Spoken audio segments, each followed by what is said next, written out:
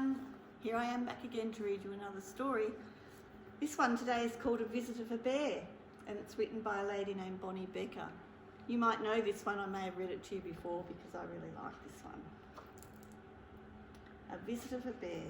Bear likes being all by himself. No one ever came to Bear's house. It had always been that way, and Bear was quite sure he didn't like visitors. He even had a sign, "No visitors allowed." Let's see what happens. And here's Bear. One morning, Bear heard a tap tap tapping on his front door. I wonder who it would be. When he opened it, there was a mouse, small and grey and bright-eyed. "No visitors allowed," Bear said, pointing to the sign. "Go away." He closed the door and went back to the business of making his breakfast. Oh, poor little mouse. He set out 1 cup and 1 spoon. But when he opened the cupboard to get 1 bowl, who's going to be in there? There was the mouse, small and grey and bright-eyed. "I told you to leave," cried Bear. "Perhaps we could just have a drop of tea," said the mouse. "Out!" commanded Bear. "Most sorry," said the mouse. "I'll be going now." Bear showed him to the door and shut it firmly, carried him out by his tail. Then he went back to the business of making his breakfast. But when he opened the bread drawer for 1 slice of bread, you know who's going to be in there, don't you? There was the mouse, small and grey and bright-eyed. Does not look happy. "Unbelievable," rumbled Bear. "Away with you! Clear off!" "I do like a bit of cheese," said the mouse. Bear pointed a rigid claw towards the door. "Right then, here I go. Farewell." And the mouse whisked out of the door. I think he's hungry. This time Bear shut the door very firmly and locked it tight. He locked the windows too for good measure, to make sure that mouse doesn't come back in. Then once again he went back to the business of making his breakfast. But when he opened the fridge to get 1 egg, do you think he's in there? Oh, there was the mouse, small and grey and bright-eyed, of course. "Be gone!" roared Bear. He's very angry now. "Shall we light the fire?" asked the mouse.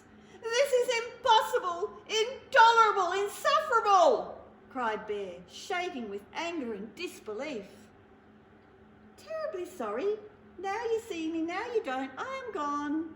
And the mouse looked very sorry indeed, while he waited for Bear to unbolt the door and let him out again.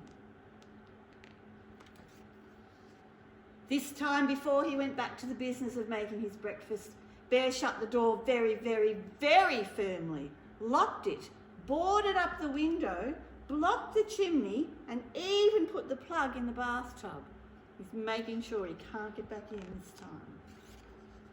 Carefully, Bear set about the business of making his breakfast. He opened the cupboard, no mouse. He opened the bread drawer, nothing. Phew. He opened the fridge, mouse free, yes indeed. He lifted the lid from the kettle. Is he in there?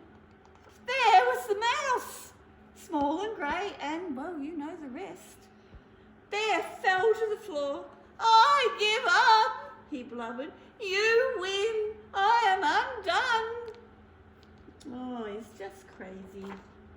"So sorry," said the mouse, "but perhaps I could just have a tiny bit of cheese and a cup of tea, and do you think we could unblock the chimney and light a nice fire?"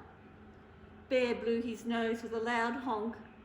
"But then you must go," he sniffled. "No visitors allowed." "You have my word," said the mouse. Bear unboarded the windows, unlocked the door, unblocked the chimney, and took the plug out of the bath. He brought out 2 plates of cheese and 2 teacups, and he lit a fire in the grate for 2 sets of toes. The mouse warmed his feet and nibbled and sipped, and Bear did too. They sat for a long time. The clock on Bear's mantelpiece ticked loudly. They are sitting nicely together. Bear cleared his throat. The mouse looked more attentive. No one had ever been more attentive to Bear. "The fire is nice," Bear announced. "Lovely," said the mouse. No one had ever said Bear's fires were lovely. "I can do a headstand," said Bear. "Very impressive," exclaimed the mouse. I think they're starting to be friends. Bear told a joke. The mouse laughed heartily. No one had ever laughed at Bear's jokes before. Bear began to think of another joke. The mouse set down his teacup. Bear quickly lifted the teapot. "There's plenty more," he said.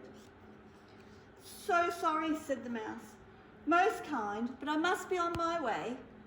"Really, you needn't go," said Bear. "I am off," said the mouse, springing up from his chair. "Wait!" cried Bear, but the mouse stepped out of the door. "Toodaloo," said the mouse. It's funny Bear doesn't want him to go now. "Don't go," wailed Bear. "But I gave you my word," said the mouse, pointing at the no visitors sign.